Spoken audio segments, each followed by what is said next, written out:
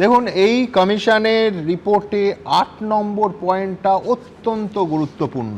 আবার বলছি, সিদ্ধান্ত জারি হোক। সেদিন কিন্তু বামফ্রন্ট সরকারের ভূমিকাকে কমিশন ক্লিন চিট দেওয়া তো দূরের কথা, জালিওয়ানওয়ালা বাগের সঙ্গে তুলনা করেছে। ৮ নম্বর পয়েন্টে একেবারে স্পষ্ট ভাষায় বলা হচ্ছে যে সেদিন mayor road, red road crossing, Dorina crossing, metro সিনেমার সামনে এবং এক্সপ্ল্যানেড ইস্টে যে গুলি চলেছিল সেটা বিনা প্ররোচনায়, বিনা যুক্তিতে এবং সম্পূর্ণ অপ্রয়োজনীয়ভাবে চালানো হয়েছিল। আমি ভাষাটা পড়ি, unnecessary, without provocation and without justification. দেখুন, ব্যক্তিকে নির্দেশ দিয়েছিল সেটা বড় নয়, যে সরকার এই কাজ করেছিল তারাও সমালোচনা এবং শাস্তির ঊর্ধ্বে উঠতে পারে না। পার্থদা, এটা কি মানবেন? না, সেই কারণেই তো আমার কথা হচ্ছে যে এই রিপোর্টটা আজকে যেটা প্রকাশ পেল, কার্যত এটা একটা বিচার বিভাগীয় কমিশনের রিপোর্টের চাইতো আমার মনে হচ্ছে যে postmortem report of society and politics গত 33 বছর ধরে যা চলেছে এটাকে কেন্দ্র করে, এই গুলি চালনাকে কেন্দ্র করে, সেটা আজকে এসছে সামনে। ভালো হয়েছে সেটা। এই কারণের জন্যই তো যে এই কমিশনটা পার্টিকুলারলি তৈরি করা হয়েছিল টু আইডেন্টিফাই যে কার ভূমিকা ছিল এক্ষেত্রে। এখন সেটা করতে গিয়েই তো আমি বললাম যে যা আপনি এতক্ষণ ধরে 50 মিনিট 1 ঘন্টা ধরে দেখালেন, যে সেখানে দাঁড়িয়ে একের পর এক কি বলবো যে ল্যাপসেস বেরিয়ে এসছে। বিশেষত একটা কমিশন যখন কাজ করে তাহলে তার কাজ করার পদ্ধতি আছে। আপনি যেরকম বললেন যে কমিশনের সবচেয়ে আগে সাক্ষ্য দেওয়ার কথা ছিল যে যিনি হচ্ছে এর সবচেয়ে বড় স্টেক হোল্ডার ছিলেন মমতা বন্দ্যোপাধ্যায় স্বয়ং, তিনি কোন কারণের জন্য হচ্ছে যে কমিশনে সাক্ষ্য দিলেন না, আর তার প্রাক্তন মুখ্যমন্ত্রী তিনি এসে এক ডাকে সাক্ষ্য দিয়ে গেলেন যাদের আমলে, যার আমলে তো বলবো না, যাদের আমলে গুলি চলেছিল তখন বুদ্ধবাবু সংস্কৃতি মন্ত্রী ছিলেন। এবং আমি বললাম মদনবাবু খুব আপনার হচ্ছে বিনোদনী ভূমিকা আছে। উনি যেরকম বুদ্ধবাবুকে বলে গেলেন যে উনি বুদ্ধবাবুই হচ্ছে সাজিয়ে গুছিয়ে গুলি চালিয়েছিলেন, ওই সময় বলেছিলেন না। আমি বলছি যে 1996 থেকে অনওয়ার্ড হচ্ছে বুদ্ধবাবু পুলিশের দায়িত্ব ছিলেন। ঘটনা ঘটেছে 1993 সালে, বুদ্ধবাবু তখন নেই। ঠিক, কিন্তু আমি বলছি যেভাবে হঠাৎ মনে হচ্ছে রিভ ভ্যান উইঙ্কেলের মতো যারা পদাধিকারী ছিলেন তারা এসে বলেছিলেন কি হচ্ছে জানি না, আমি কমিশনকে কোট করছি, যে গুলি চালানোর নির্দেশ কে দিয়েছিলেন এটা মনে করতে পারছিলেন না প্রাক্তন পুলিশ কমিশনার, প্রয়াত বহুবার এই অনুষ্ঠানের অতিথিও হতেন তুষার তালুকদার। তুষারদা কমিশনকে বলেছিলেন যে গুলি চালানোর নির্দেশ কে দিয়েছিলেন, কোথা থেকে হয়েছে, এটা তিনি মনেই করতে পারছিলেন না। তৎকালীন ডিসি সাউথ ছিল নয়ন কিশোর সিং, তিনি মেয়র রোডের দিকে দায়িত্বে ছিলেন যেখানে গুলি চলেছিল। তিনিও বলেছিলেন কোনো তথ্য তো দিতেই পারেননি যে গুলি চালানোর নির্দেশ কে দিয়েছিল সেটা তার মনে পড়ছে না। আমি বলছি এটা বিশ্বাসযোগ্য?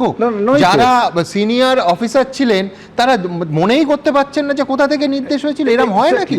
পুলিশ এইভাবে কাজ করে না? কাজ করে না, কিন্তু যেটা তদন্ত কমিশনের করার কথা ছিল, আমার ধারণা আমরা সবাই সেটাই চাইবো যে এটা বিশ্বাস নির্ভর কখনো একটা তদন্ত কমিশন হয় না, কার স্মৃতিতে কি মনে পড়ছে আর কি পড়ছে না। সবসময় the fact will be guided by the document.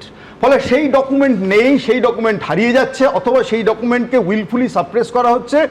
এমনকি তৎকালীন মুখ্যমন্ত্রী বুদ্ধবাবু এসে বলছেন যে যদি ডকুমেন্ট হারিয়ে যায় সেই ডকুমেন্ট খুঁজে বের করার চেষ্টা করুন এবং অ্যাক্ট করুন, কমিশন যা সাজেস্ট করছে, এবং সেই মতো যদি হারিয়ে গিয়ে থাকে কে বা কারা হারাচ্ছেন সেটা খুঁজে বের করুন। এটার থেকে পরিষ্কার প্রমাণিত হয় যে বাম সরকার তার মুখ্যমন্ত্রী হিসেবে বুদ্ধবাবু শেষ পর্যন্ত তিনি বলে গেছিলেন যে এই কমিশনের মূল কাজ হচ্ছে খুঁজে বের করা এবং কড়া শাস্তি দেওয়া। তার বদলে আমরা কি দেখতে পেলাম?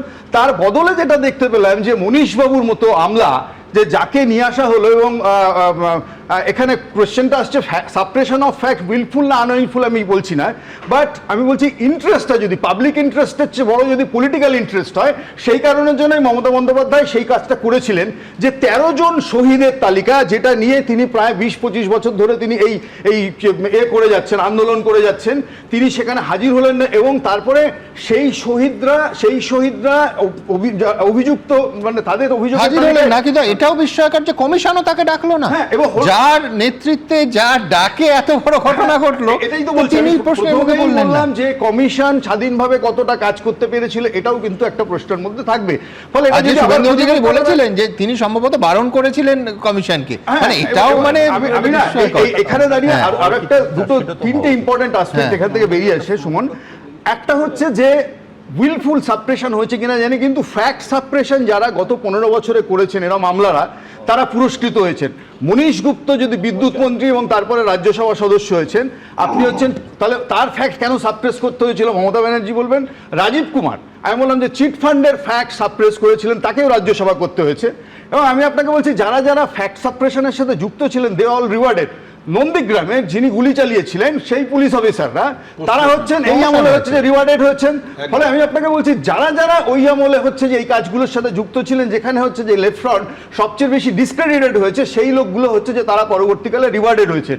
এবং আমি আপনাকে এর সাথে অ্যাড করতে চাইবো যে এখানে এই যে আমাদের মমতা ব্যানার্জি কি বলবো যে আমাদের 25 লক্ষ ক্ষতিপূরণের কথা আপনি বলছেন, 25 লক্ষ ক্ষতিপূরণ যারা নিহত হবেন এবং 5 লক্ষ যারা আমি বলছি না, তারই কমিশন সুপারিশ করেছে। হ্যাঁ, কমিশনের রেকমেন্ডেশন।